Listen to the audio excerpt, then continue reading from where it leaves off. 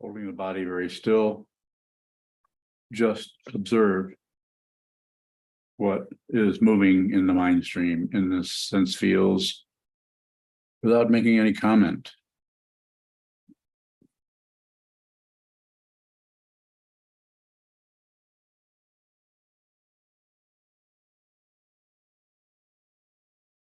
Just observe.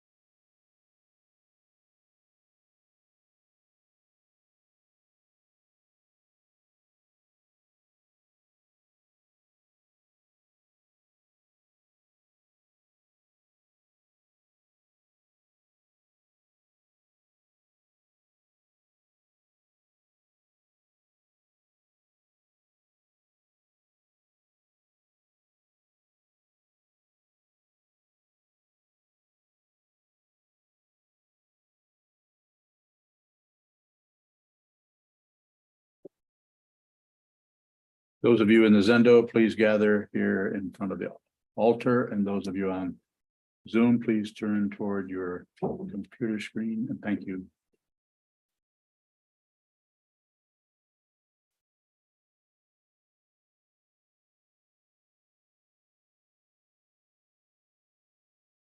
This evening's Dharma talk is titled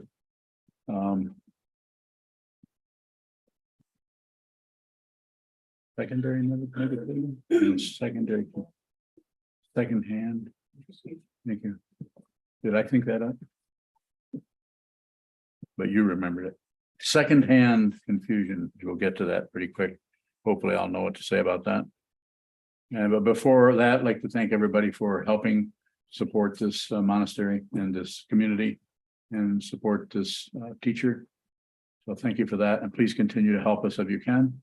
We have a really big project coming up. We'll get some architects' drawings of it and try to get help from those of you who are willing and wish to support us and wish to help us build a Buddha Hall. So thank you. Secondhand confusion, like the first hand comes up with the confusion that comes up, and then what do we do with it? Instead of receiving the confusion, looking at the confusion, we add to the confusion. It's secondhand, we get more confusion. Either we're adding to someone else's confusion rather than actually receiving what's happening with them, listening to it, understanding it. Instead, we crank up the thinking process and blame or spin in circles, looking for what caused it, who did it, why is it happening?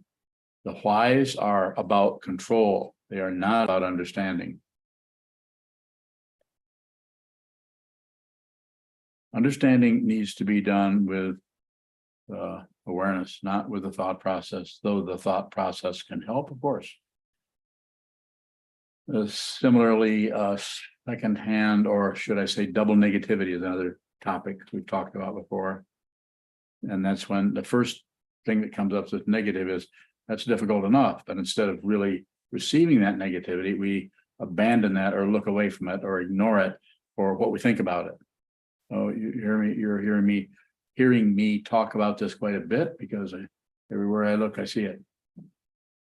Not just out there, but here too. I see it. I couldn't talk about it if I didn't understand it personally. And there's nothing to fix. You will not graduate from this school. This is not a mundane path of completion, although that word is used quite a bit, creation, completion.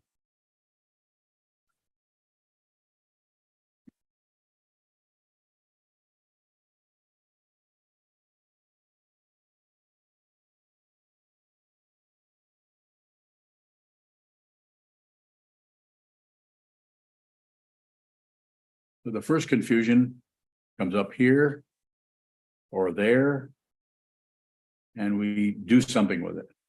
We spin it, or we push it this way, or push it that way, or we cover it up with our concepts, our ideas, our judgments, our validations, our criticisms, adding all kinds of things to it rather than just receive what it is fundamentally. Sitting practice of meditation. And I feel like I've given this talk 100 times, if not more. Few different words, but it's a sitting meditation is about experiencing your own mind, the negative aspect, positive, negative, neutral, as it is, rather than experiencing it and then coming up with a little ideas how you can squelch it or tamp it down, push it away. It's about awareness, not about control. Not easy to do that.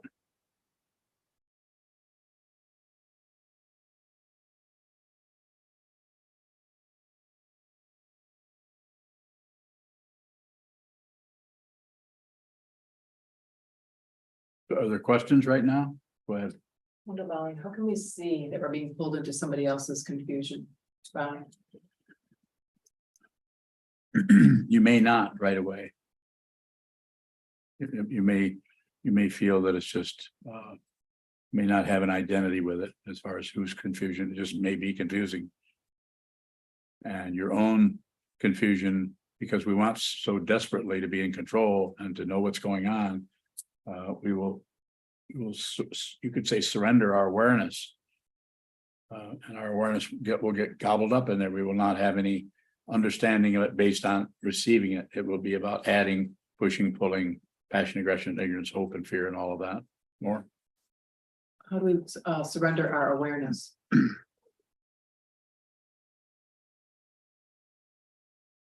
By leaving what arises for what we think is there, in terms of they did it or she did it, or it's not my problem, or some kind of thought process that starts to make circles around the original confusion, the fresh just shows up. Sanho. So how about someone's confused, we respond whatever way comes up. They're upset that we didn't respond the way that they wanted us to respond. What do we do? So how about it? Just receive it. That happens quite often. If you're in a relationship with somebody where it's just a conversation, interacting with someone around something you're working together on, whether it's your relationship or it's trying to hang a door in a doorway, install it. Simple project like that. The communication part is very important. We have to listen, ask questions. Further question about that? So how about a lot of them, but nothing in particular. So going back to people kind of put you on the spot if they don't feel like you're performing like you should. You know, sometimes they'll say, well, you don't seem to be interested in this. I really want to go into this, and you're kind of stalling, or if you just listen, you are going to get accused of all kinds of things, everything from ignoring to you think you know more than I do. You're only doing this because you know that you're wrong. If you open your mouth, it'll be obvious. You can, if I can chatter away like this, you probably could too.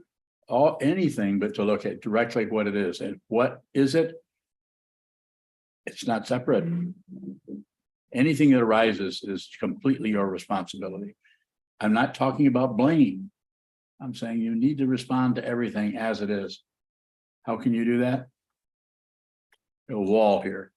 And you have carpeting in your house. You don't want to sit in front of a wall. Sit still, sit symmetrical, and watch the way the mind keeps grasping at one thing, rejecting another thing, and blocking out passion, aggression, ignorance. Witness that in your mind stream as a meditator, so that when that comes up, it's not just a simple situation. It's got all kinds of condiments and frosting all over it. So you can't really see the fundamental dynamic, because all those additions happen right away. It's the so-called knee-jerk action of ego to cover up. Don't look at that. Don't look too close at that. So that's why we sit and train our minds to see clearly, see what is fundamentally the truth, see it ourselves, not just live up to some kind of a standard of something. Not easy to do that.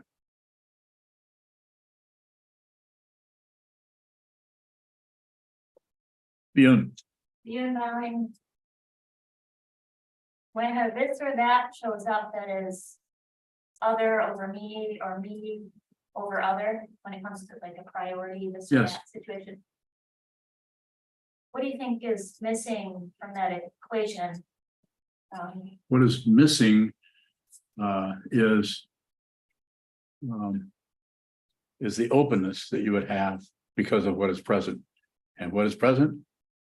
Thinking that there's a right or wrong. Thinking that, and take it further than that, thinking there is a you and someone else. There isn't. There's a body over there and a body over here, but the fundamental situation has been missed because we grasp at that. We see that someone has done something incorrectly or didn't listen to us, didn't follow our suggestion or instructions for that matter. And instead of trying to work on it from the point of view of just communication, just talk about it. Ask some questions about it, interact around it, rather than immediately bounce out of it onto some idea or some conclusion. And if I talk to somebody, if I'm in an interview situation, as soon as someone starts objecting to anything, I stop. Because I know I don't have a student anymore. I have someone who's full of themselves. They don't know that. I'm not saying they're all puffed up and proud of themselves and shiny and putting a crown on and holding a scepter. That's why I have this. But I'm saying as soon as that shuts down, I might as well just go take a nap or just listen, which is usually what I will do. I will listen. And I will endeavor to see if there's any kind of a opening or chink in the armor of defensiveness, of protectiveness, of ego, pride showing up, or not wanting to be wrong. People do not want to be incorrect. And if they can find some way to justify something they did, not just you, but anybody, me, then we'll jump on that, start making up stories about it. So you're responsible for everything. But don't take that responsibility to blame, and don't take it to some kind of conclusion. If you're concluding anything, you are shutting down. You might as well be blowing smoke into your awareness. You don't want to see it. So what would you do? Listen, slow down, receive what's in front of you, which might be your own thought patterns, without pushing them away, without trying to improve, without correcting yourself or others. Just observe. This is what you're doing when you face the wall. More? You and I, and when very busy or swamped with that observation of your own stories, objections, etc. What's there to communicate about? That's all that kind of looks like it's happening to you. How do you bring communication into that situation? Communication isn't necessarily language, talking or saying, or what do you think about what I'm thinking that you're thinking? Or what do you think about what you're thinking? I thought you were thinking, but you're not thinking that. You're just thinking something else. Don't go into that. And when I say don't go into it, don't take your eyes off of it and don't object to it, but just be aware that thoughts come and go. And they usually are hinged on some kind of a delusion called passion, aggression, ignorance, pushing, pulling, and shutting down. So bring it to that. If you're sitting in front of someone, you probably aren't going to say much. And if they accuse you of being whatever, lose the war. I mean, you could actually look and say, perhaps you're right about that. That's not agreeing, but it's giving them the benefit of the doubt. And I mean, it's not like you're pacifying them necessarily, but give them the benefit of the doubt. Someone, especially if their body language is saying they're really stuck on what they're saying.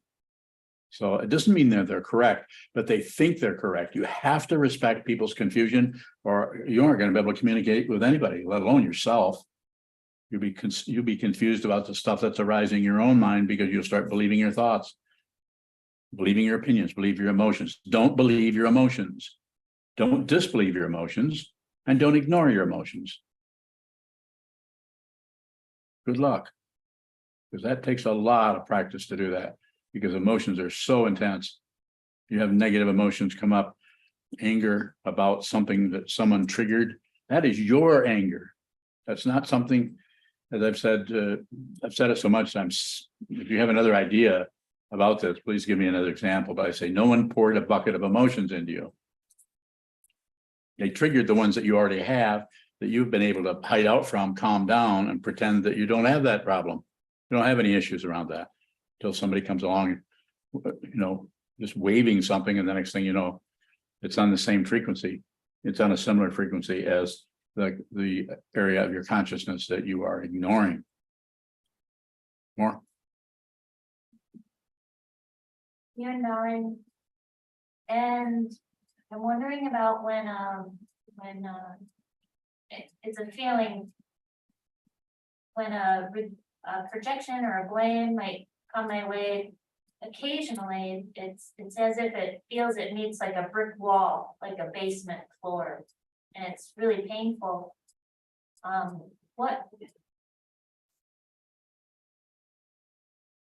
If So- you can, in that description, what is that basement floor, that wall that's hit, it feels like. That's that aspect of the mind that needs to be trained.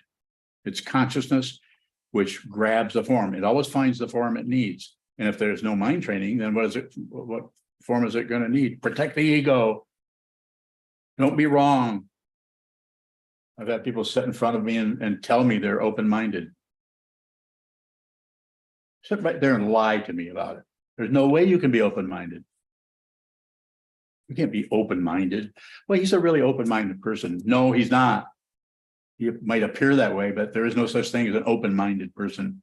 If you're in this realm, the human realm, you're not open-minded. You are swamped by desire, passion, aggression, ignorance, hope, and fear, the 6 realms and their various approaches. More? No, thank you. I'm not open-minded. I'm sitting up here claiming to be open-minded. At all. If anything, there's no mind, but that's not ignorance. As they think, I just mean if there's any dynamic consciousness that you may run into is no mind. That does not mean you feel good. That does not mean that you suddenly have kind of caught on to how to, don't worry, be happy. But that will work for 15, 20 minutes. It might work depending on the karma you came into this world with. It might work for years. It's just a big snow job that lasts until you come up on the edge of sickness, aging, and death. And then that all starts to uncover. More? Yes. Even though you said that is the part of the mind that needs to be trained, that description I gave of the wall. Way of talking about it, yes. The whole mind needs to be trained, but when it shows up as an item, like when you gave me the brick wall or the stone floor or something that's solid, you can't, it just suddenly came out of nowhere and it's shielding you from something. Is that what you're, yeah. That's what I'm describing, and That's- am I, Probably. if I'm understanding, well, that will never go away. If I understand. Nothing has to change. If you're talking about fixing something, changing something, being different, being better, we're talking about the relative world. Go talk to a therapist. And it's not that therapists aren't necessary. Sometimes that's the only option a person can have. They can't, not ready to sit here and look at week after week, month after month, year after year, train the mind to see the truth yourself. It's a spiritual path. It's not the mundane path of accomplishing a damn thing, even though it's sometimes talked about that, because who are we talking to? Crazy people. We're not going to start right out with saying this doesn't go anywhere. The only people that are going to understand that is people who have practiced for a while and see that this does not lead to where you thought it might lead. Spiritual materialism, trying to use spiritual techniques to get to a higher state, a wonderful state of mind. It's not that there aren't higher states. There are. But those are all relative.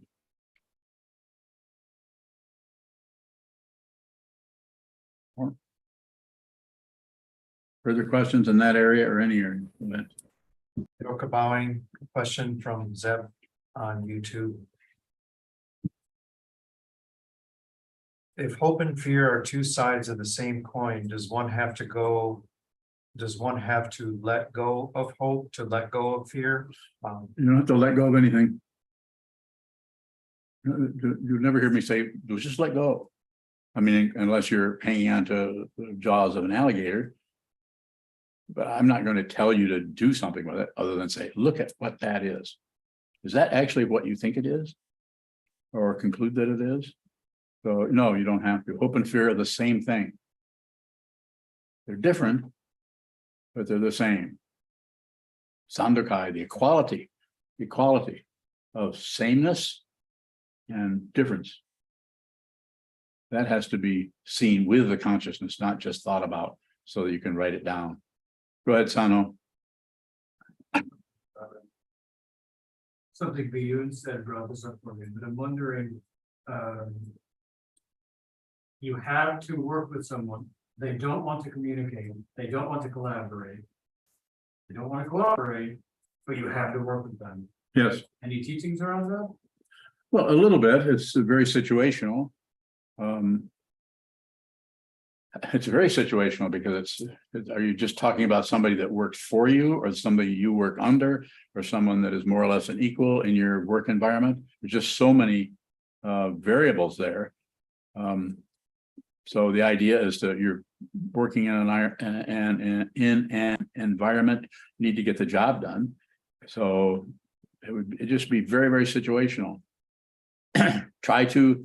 There's something called the four karmas: pacifying, enriching, magnetizing, and destroying. Something can be very helpful.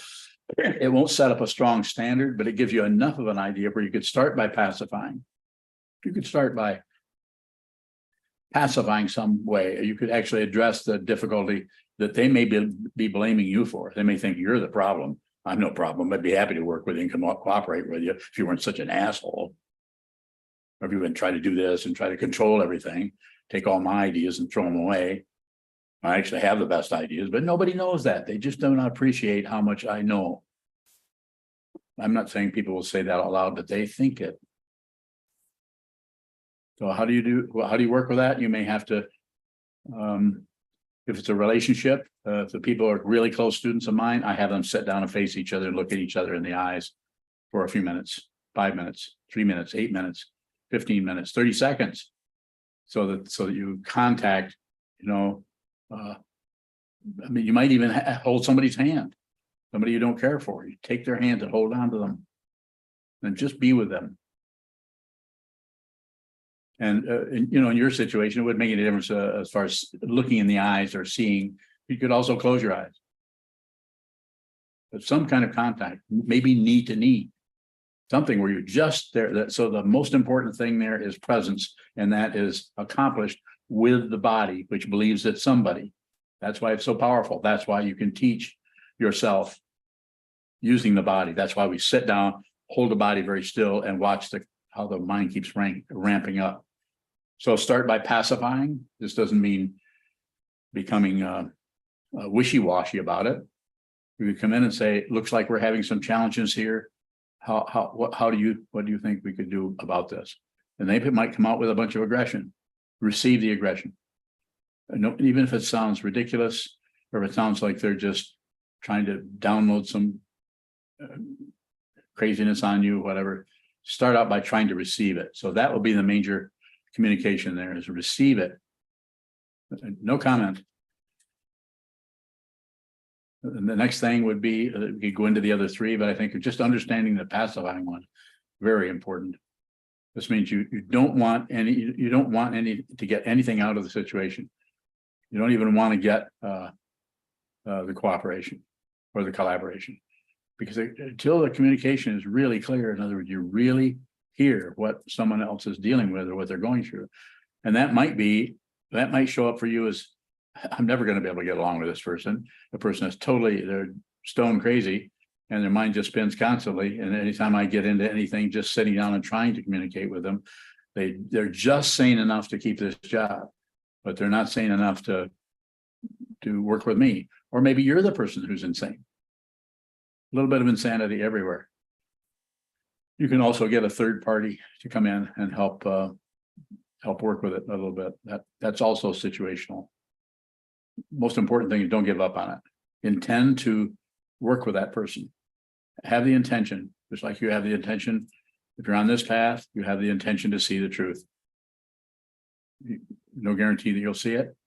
But if you're working with another person, if the person is not a meditator, then I'm not saying they couldn't be relatively pretty reasonable and clear and kind and workable, but there's still a grasping at a self. They still believe they are somebody. And I'm not saying that people who are on the path have completely seen through that illusion, but if they're on the path, at least they're working on it. They're trying to see the truth themselves. Did you have a specific there, Sanho, that I could say more about possibly, or? So, give me a specific example. Yeah, something that isn't too complicated, that like something you could do in the moment with someone who said this or did this, or. The short version is, there's a member of an organization where I am staff. Yes, were you staff? Staff, okay, go ahead.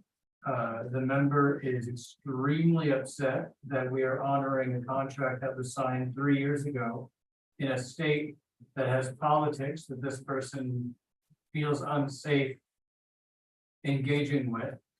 Mhm. And they're screaming about me and at me because they're very upset that I won't encourage our legal department to destroy contracts in millions of dollars. But I can't do that Yeah. for 13 people. And so, just hold your ground. The way I'm understanding it, you're the attorney there, right? That person is not an attorney, are they?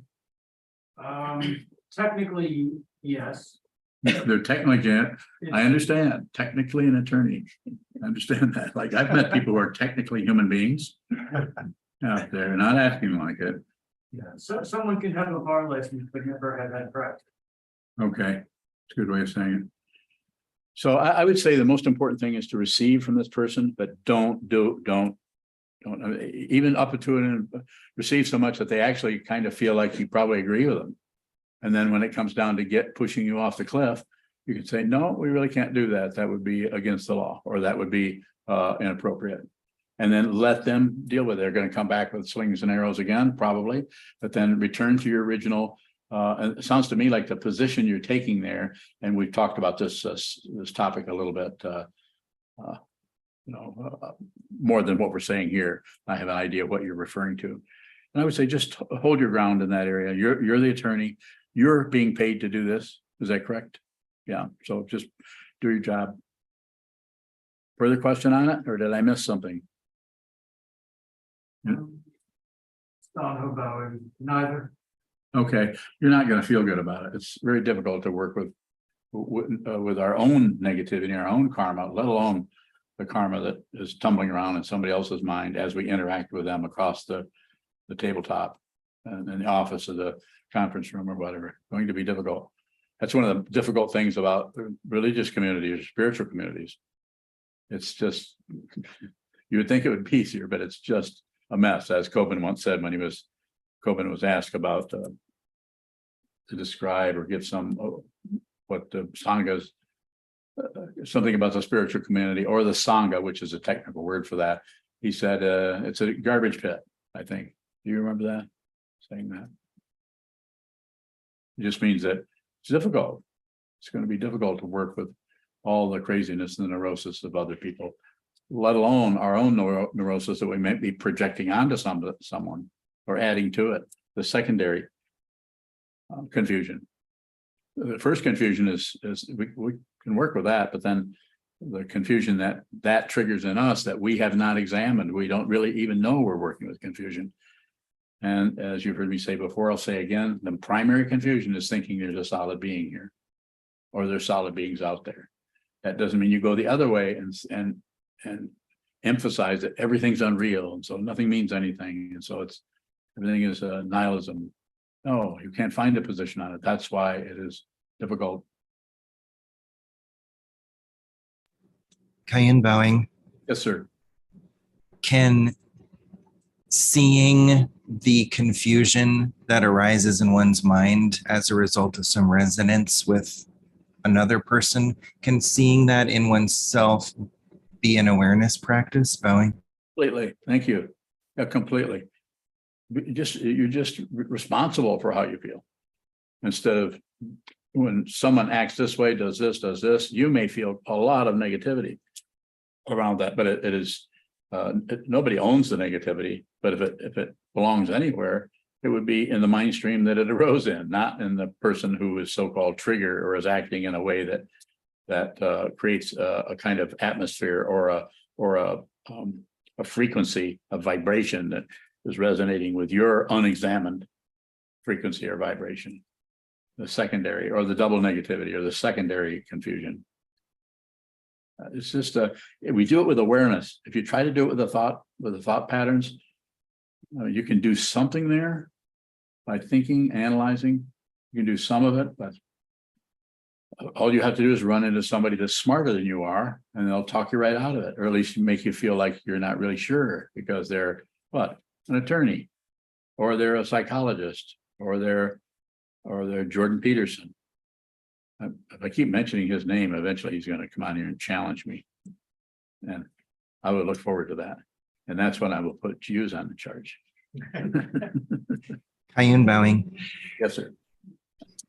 you've also described the kind of strange political period that we're in as an example of the unexamined resonance triggering fascism or whatever in the Yes. masses.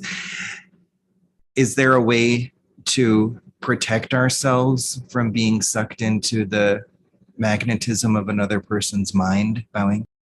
It's an excellent question. And it's so variable with everybody. Everybody everyone has confusion and has intelligence and has insight, has Buddha nature.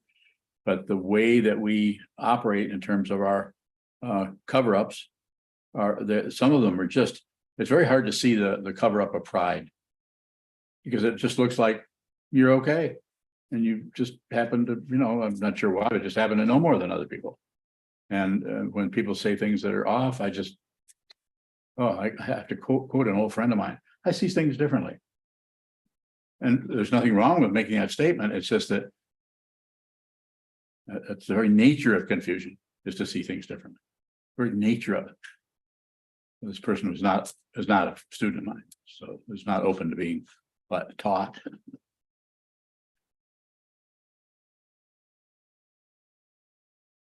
So what you would do if you want me to continue.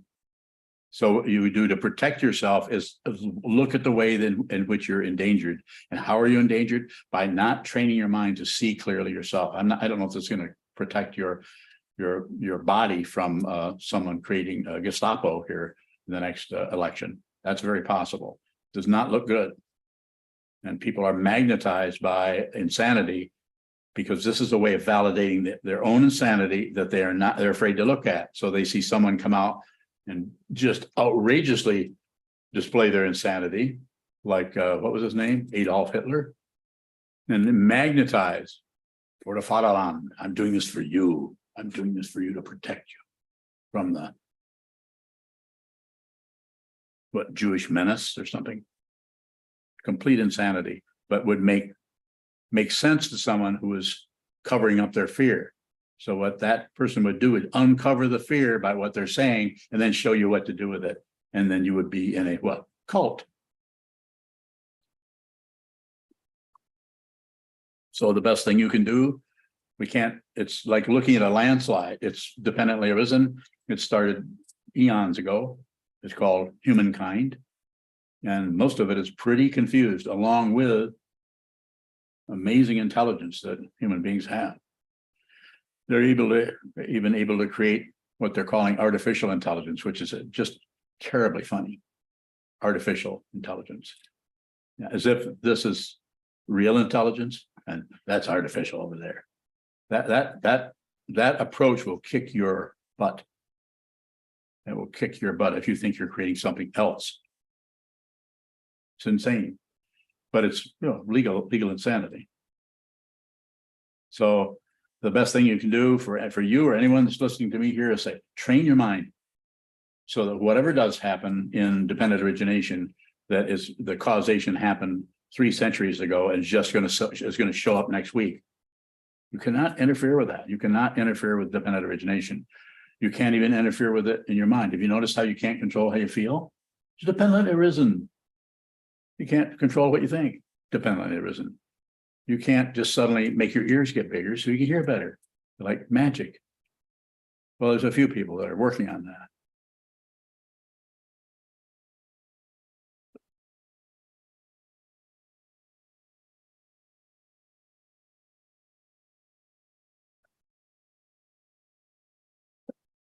Oh, I shouldn't pick on anybody, I don't think. I'm working on being the oldest crazy person that I've ever met. Getting there. I'm older than everybody here. Anybody want to challenge me? Don't lie. Don't say you're 85 when you're only 79.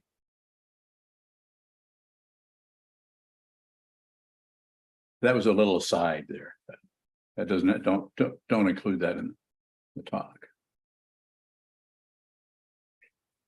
Yes, sir. Do you know, Brian? Does secondhand confusion diminish with practice?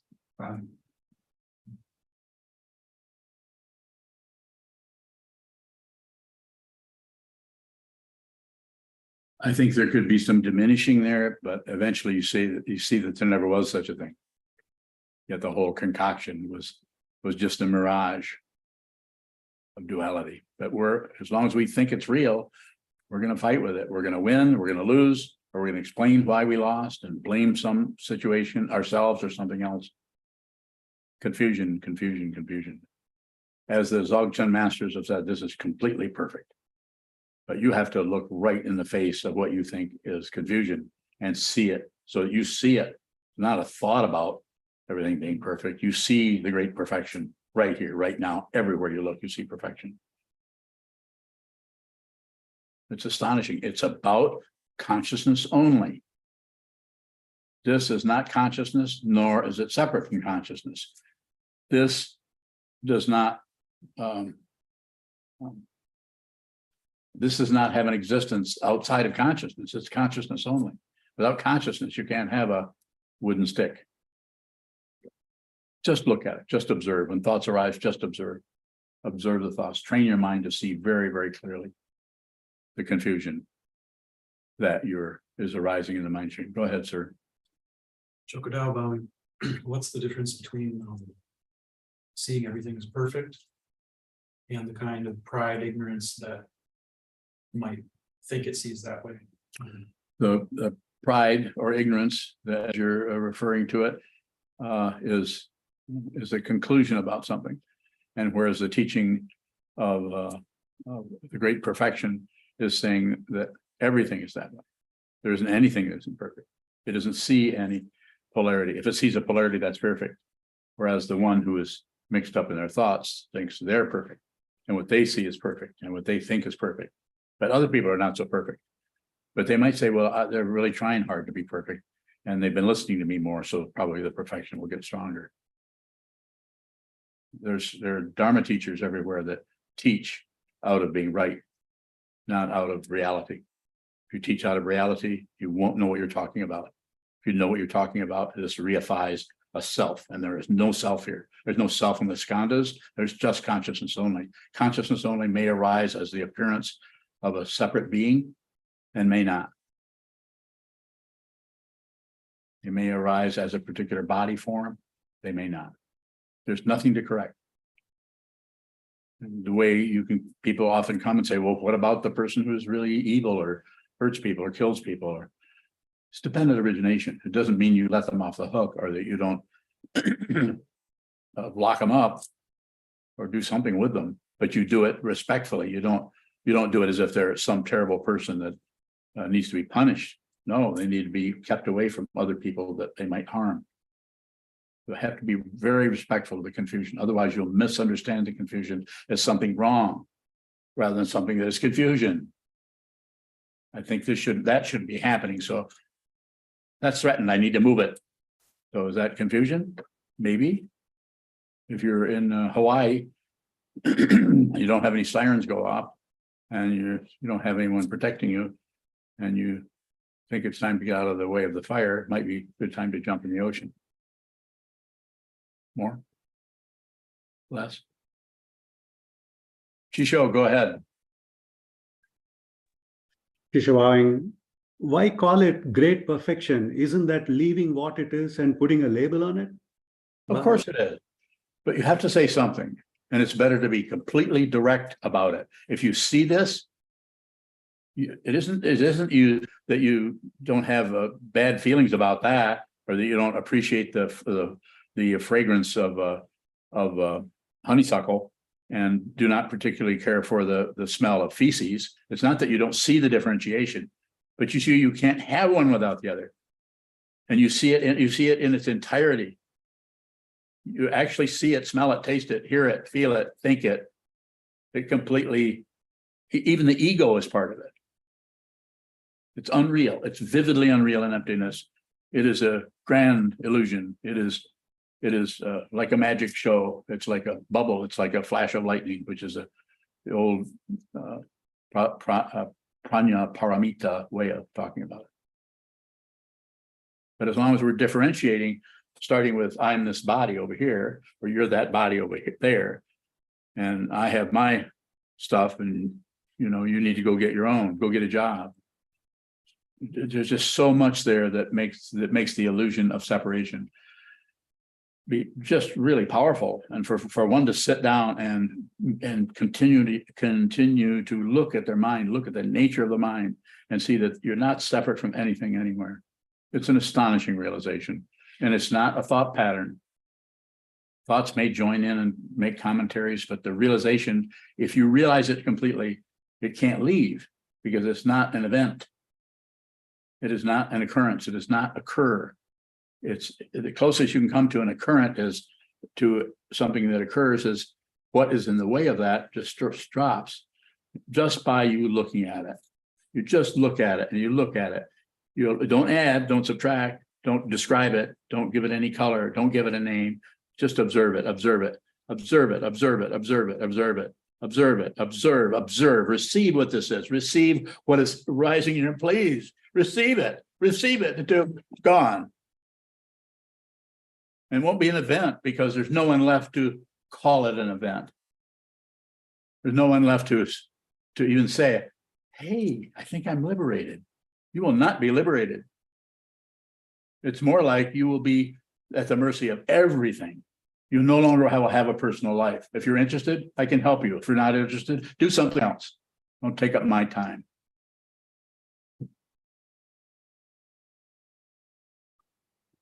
I'm probably going to get more and more cranky as I go along. I have too many students. I've got to get rid of some. Go ahead. Choking line. When the stick fell, did the identity fall at the same time? It's a way of talking about it. Identity doesn't do anything. It wasn't real in the first place, so it doesn't have to fall. The stick is a relative thing. I'm just using it as an example that there's some kind of blockage, and we have to look at the blockage and look at the blockage until the blockage just comes apart. And that blockage is just full of stories and ideas and programs and strategies and criticisms and judgments and finger shaking and, you know, lawsuits and so on. More questions. Don't let me get away with that. Choking line. Everything you just described wouldn't change though. Wouldn't. No, nothing has to change. Because you've transcended this. This is a relative world of illusion that we're deluded by into thinking it's real. And if you transcend this world, I'm not saying you won't try to eat well, you won't try to go to the doctor and take care of your health, but you're not concerned about whether you continue living or not. Because you know that who you are is not only not separate from this, but also you are not imprisoned by it. You're beyond. It's a transcendent path. You actually left this path for living without any walls of the mind, no blockages, unlimited. More. Choking line. When you say enjoy your life or don't miss your life, I do.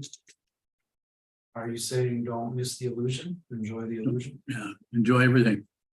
Enjoy the illusion. Enjoy the delusion if you can. It might start there. Just seeing your way you would enjoy the delusion is seeing you cannot help being screwed up. You know, you've tried this drug, you've tried Wellbutrin, you tried Prozac, you're on your 15th therapist. You know, maybe in your maybe nobody will even marry you. You're that messed up. Or maybe somebody will marry you and point out how messed up you are. You cannot figure it out or get around it. But what you can do is you can see what this is. If you're listening to me, you're ready to hear this. If you're listening to me and it just gets so you doesn't make sense, so you could come and tell me about it. And then we could part ways. You could go another direction. The truth is more important than anything else. What is the truth? Find out. Don't get that from anyone, even me.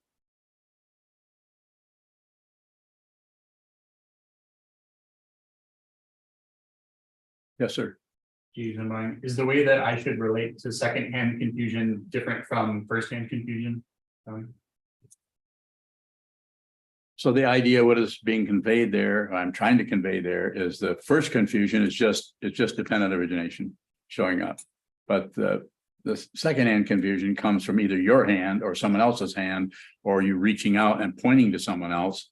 It starts to get complicated as soon as we start to look around for some cause or some other thing, or somebody else who's more confused than we are, or their confusion is the real confusion, and the confusion that I have is not that confused. I mean, I could go on, and so could you. So coming back to your question, what do you want to know?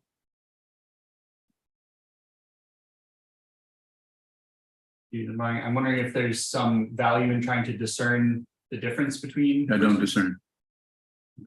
Don't figure anything out.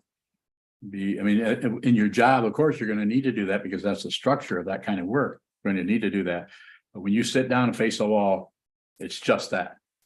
And that's probably not going to be very much. And it's going to be more and more, if I may say it this way, more and more rarefied. The content will begin to come apart. The content will begin to weep or evaporate, come apart. But the space doesn't go anywhere because it has no status as a thing. And the mind is a space. Buddha nature, the awakened Buddha awake. It's just awake. It's just consciousness only. We only have so many concepts to roll around with and try to point to this. More? Is the firsthand confusion just as dependent on thinking on duality as the secondhand confusion? Yeah, it's dependent origination, so it's pratitya samutpada. But then more of that comes along when there's some kind of position taken by this body-mind complex that thinks it's a separate thing from everything else, human being. So you're neither a human nor you're not a human. You're neither a male nor you're not a male. You're neither you're not, the whole male and female situation is more duality showing up. Not wrong. We're not saying this is incorrect. We're not saying if someone wants to change their sexual orientations, they are wrong. They shouldn't do that. Some people may need to go through that. We don't know the causes and conditions that have happened to anyone 30 years ago or 300 years ago. It's very, very complicated. But if you realize what this is, all of that is completely respected, but it is not obeyed. Don't obey anything. Don't object to anything. Don't agree with anything. Don't ignore anything. More. And what I'm saying here doesn't mean that somehow you'll not have any suffering anymore. You could suffer more.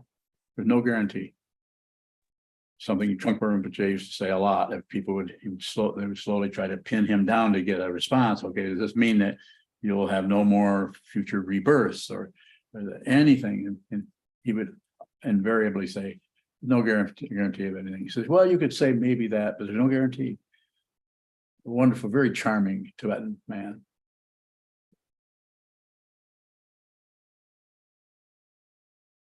Yes, sir. Neil Kabowing, several questions on YouTube. Let me have 5 of them. David Randall Curtis. Bowing. Is it possible to use just observe in quotations meditation for physical pain? Bowing. Yes, I do it all the time. I'm in physical pain now. But that doesn't mean you have to focus on it and try to just macho through and make sure you don't ignore anything. It's about awareness. It's never about what the awareness or what arises in the awareness. Just an astonishing realization. Because what makes it so astonishing is you can't really locate awareness. We don't even know what it is. But we know when something shows up, it shows up in awareness. But then when we look closer, we actually eventually see this is awareness. Everything is awareness. Everything is mind only. Next question. Joe from Kalamazoo bowing. What is the individual student's responsibility for mundane confusion of the Sangha leaders and or teacher while continuing practice without losing focus?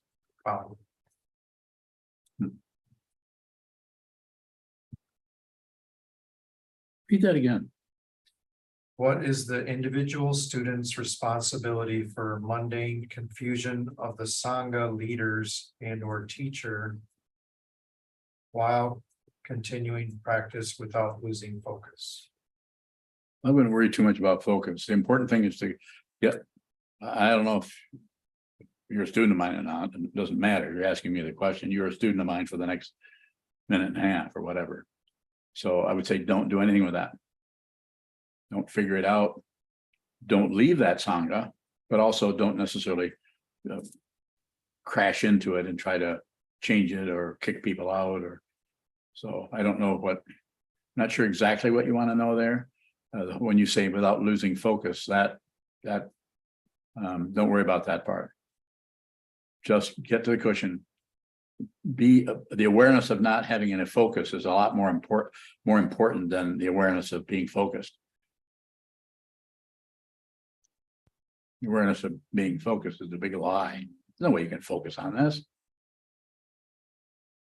You might not know that unless you've chanted something a million times, and then you realize you really can't, don't know what the hell you've been saying, but you've done it a million times because you counted it. What it's showing you is you cannot find a mind. You cannot find it.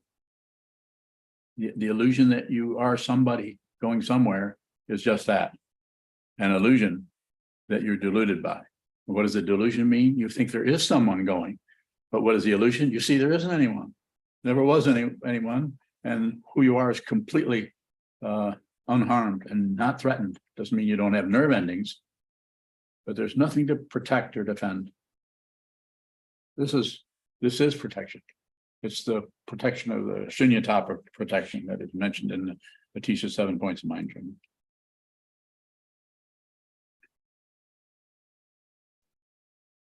Yes, more. One more, spool string bowing. Is anything real? Yeah, your question is real. Now it's not. It's gone. Relatively real. Things are relatively real, but the ultimate reality is not a thing. It's a way of talking about it. When you realize it, you won't have that question, and you won't. And if someone else has the question, you may respond to that in different ways, and with the idea that you want to help them or teach them. I'm looking at you as if you were spool string, but you don't look like spool string. Are you spool string? No. You're not. Take my word for it. Isn't spool string in the UK? Yeah. Are there any other questions? My watch. Josh Bowie. Go ahead, please. What does it mean for ego to be disappointed? Well, it's not getting its way. If that's, I'm not sure what it is you're looking for, but ego gets. Go ahead, please. I'm referencing a quote from Chogyam Trungpa where he says that, or at least it's claimed that he said that enlightenment is ego's ultimate disappointment. Yes. Yes, ego doesn't get included in enlightenment. Ego is an illusion that comes apart. That's why I was saying earlier, if you realize what this is, it's no realization, because there's no part of consciousness that is realizing what the other part of consciousness is still deluded about. That's why when you realize this, everyone realizes it. When you realize this, you see everyone as a Buddha. you realize there's no one to save. That doesn't mean that does not mean you should not receive the vow and work for the benefit of all beings. You should do that so that you can see the truth, so you can see there are no beings. It's an illusion that we're deluded by. Yes, sir, Sano. Talking about, earlier you said that nothing needs to change. Yes, If nothing needs to change, why try to help people in the first place? So I don't know. it's because there's the illusion of separation. There's the illusion of otherness. There's the illusion of human beings who believe what is happening to them. They believe it, and they hurt themselves and they hurt others in order to try to control what is unreal. It is like a dream, like fighting in a dream. So in order to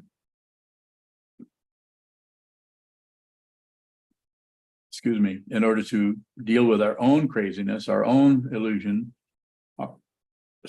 our own misunderstanding, our own delusion, we intend to save all beings. It looks like we see it. They look real. We look real. So the intention is to not necessarily get this into enlightenment, but save all beings. So it's just an odd kind of way of working with it that buys into the illusion of otherness and uses that to transcend. It's like a raft. The raft is unreal. When you get to the other shore, you don't need a raft. And even the idea of a shore, the otherness that shows up there, the duality, is just a way of teaching, a way of talking about it. There's really nothing to do. As Kobun said when he translated, put the Heart Sutra mantra in his own words of falling apart, nothing to do, everything all at once. Everything all at once wipes out time, and falling apart is wiping out space. What's falling apart is your ideas about who you are and what this world is. And I didn't check with him to see that is what he meant, but seems appropriate.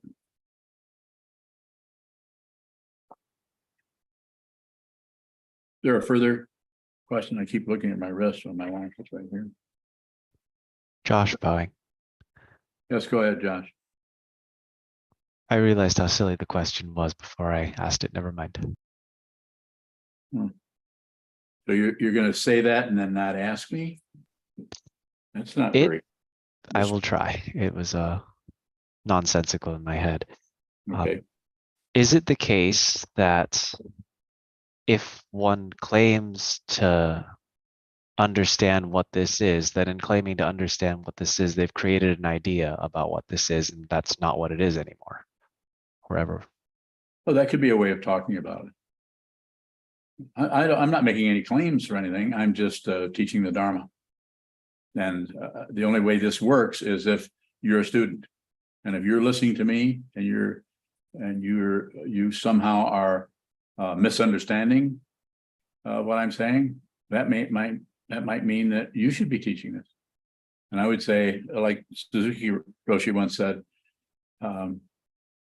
one of the students asked him how he was Suzuki Roshi was probably in his late 60s at the time, I would guess, and the student was quite a bit younger. And he said, "So, Roshi, what's the difference between me and you?" And he said, "I have students and you don't." I've always enjoyed that because that pretty much simplifies it. So there's no claim being made, but there's an understanding, and you find that you might be able to support someone's awareness practice so they can see the truth themselves, not just follow you as some kind of a cult leader.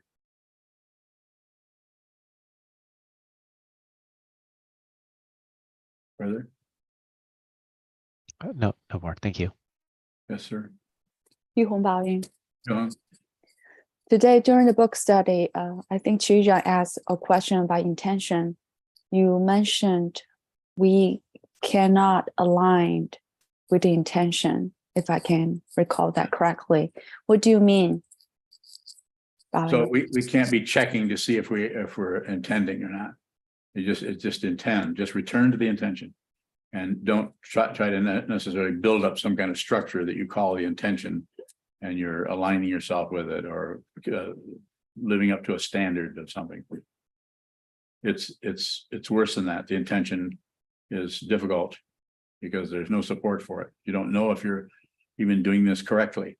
The feeling of not knowing whether you're doing this correctly. That's why it seems to be necessary to have the structure of the Buddha, the Dharma, the Sangha, the teacher, the teaching in the community, and the teaching of dependent origination. Powerful. The teaching of the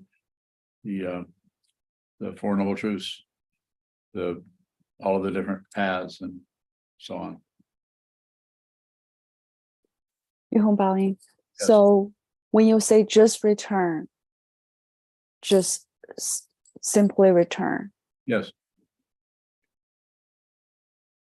Return. You may do it just in your mind. You may receive vows, which I don't necessarily recommend that you do. That's up to you. And you may think about the three jewels and see if that structure is supportive to you, so that you can have some kind of a structure or a form for your practice, so that you can train your mind to see clearly, rather than be at the mercy of all the negativity that runs through the mind stream.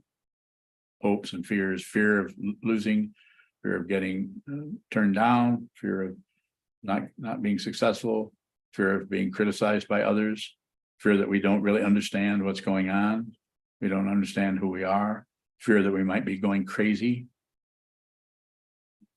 There are lots of ways of dealing with that are mundane. They are not wrong, but it's kind of patchwork, kind of fixing how something feels or how something looks or what we think about it. The spiritual path is about seeing yourself what this is, and it is not separate. There are no two separate things anywhere. If you see it, the war is over. The peace is over. In other words, the polarity between war and peace, it's just this. It's just this, always. Thank you, Baoyin. Welcome.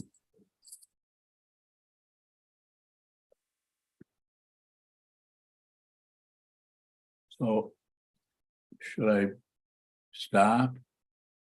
Just because it's your birthday, you're gonna say stop? Was that why? Oh. Okay, it's what was your name again? George. George? It's Ondo's birthday. And so she is gonna be Old. pretty old. Old. I'm not gonna tell you how she's gonna be. What was that? I said 21 never looked so good. Yeah. What he said. Okay, should we? Stand and dedicate the merit. Okay, thank you.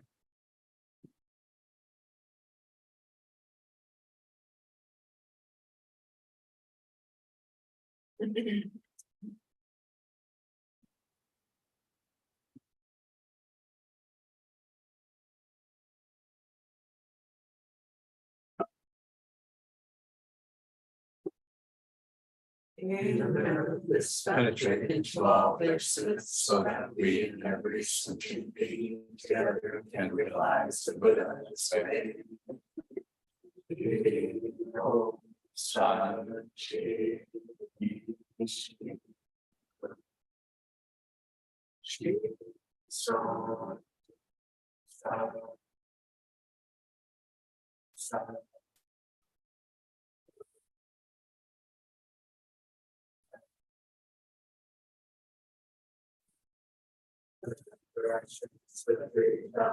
All Buddhas, all medical ones, Bodhisattvas, Mahasattvas, the great Prajna, Paramita,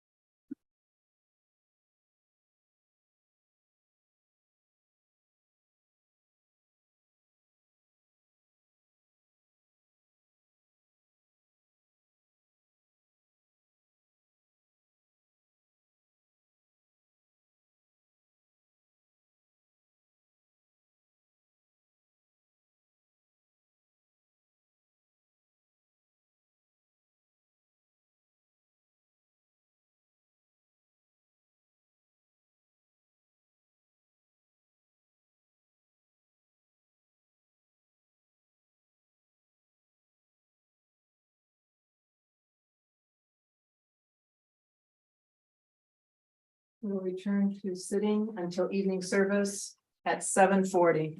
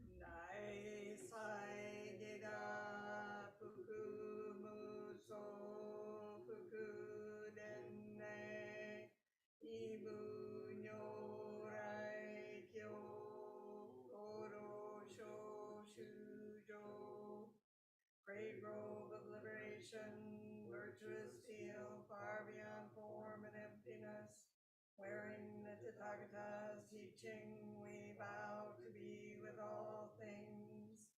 Dai sai geda fuku muso fuku denne ibu nyorai kyo kodo sho shujo.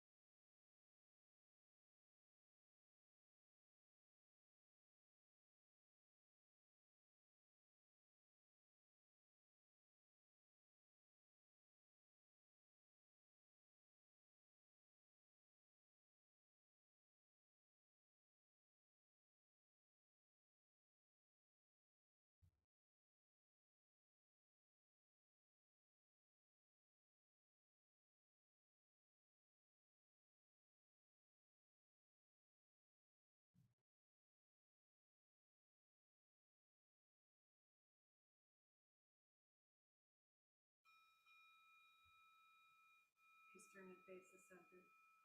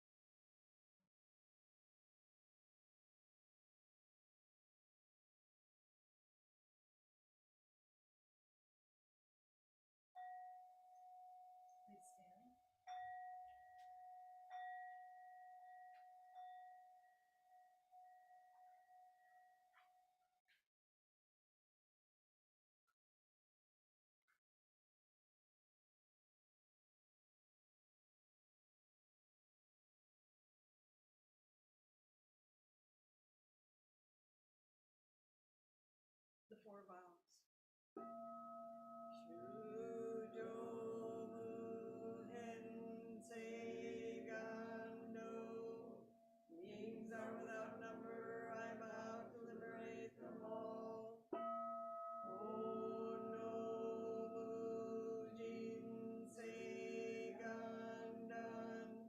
Afflictions are endless, I vow to dissolve them all.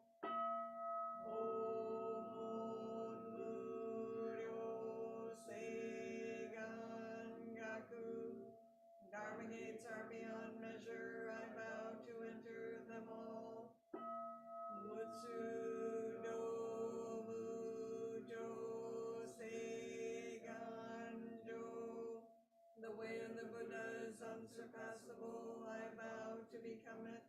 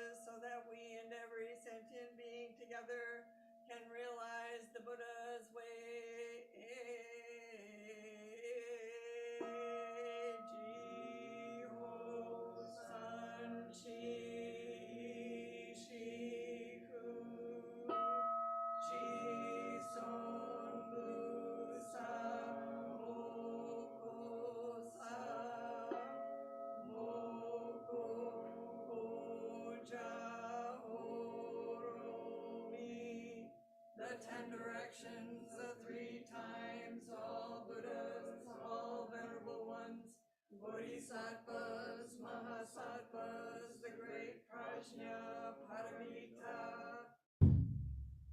the mother lineage.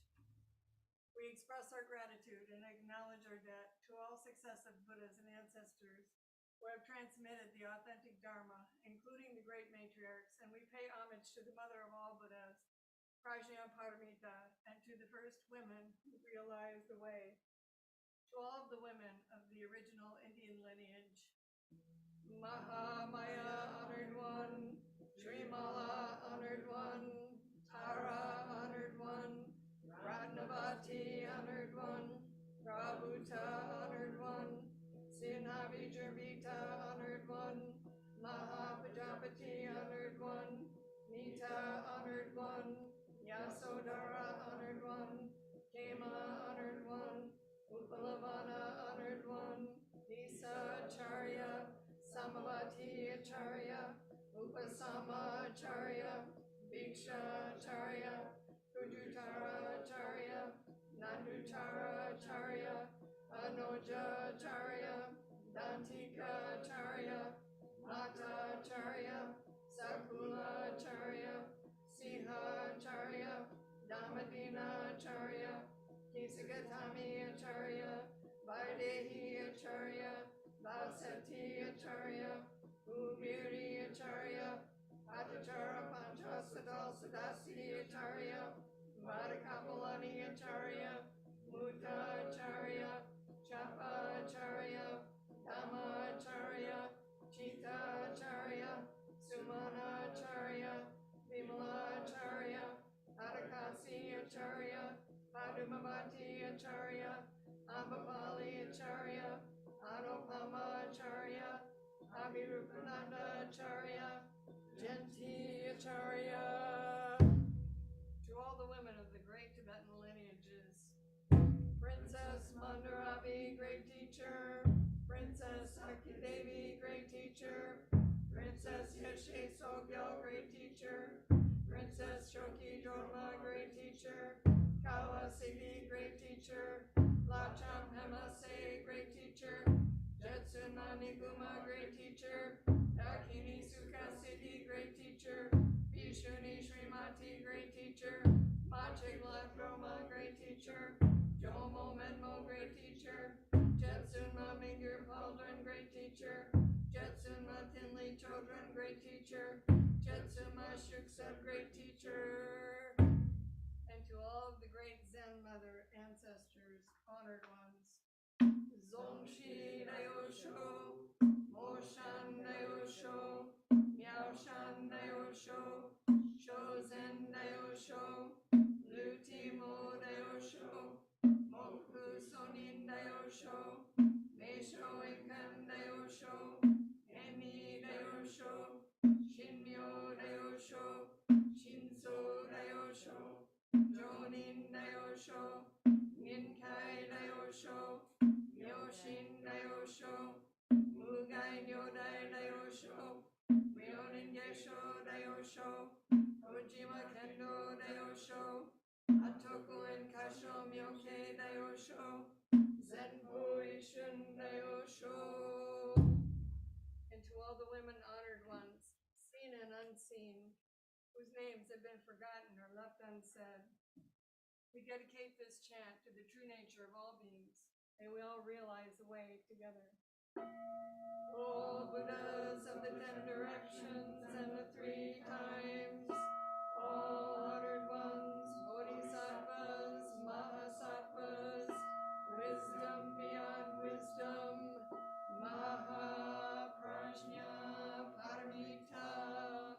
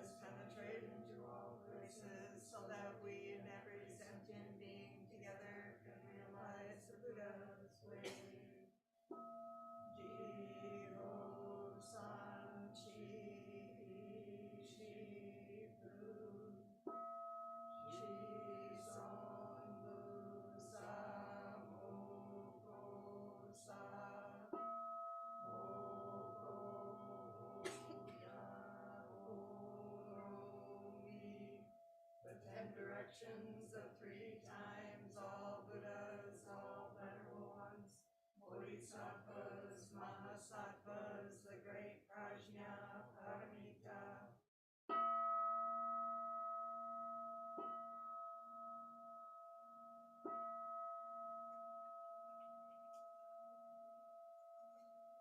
O Buddhas and Bodhisattvas of the 10 directions and the 3 times, please hear us. Please come down out of the light and protect Sokukoji Buddhist Temple Monastery, our Sangha, families, friends, and visitors. Heal everyone who is unhappy, sick, or suffering, and fill them with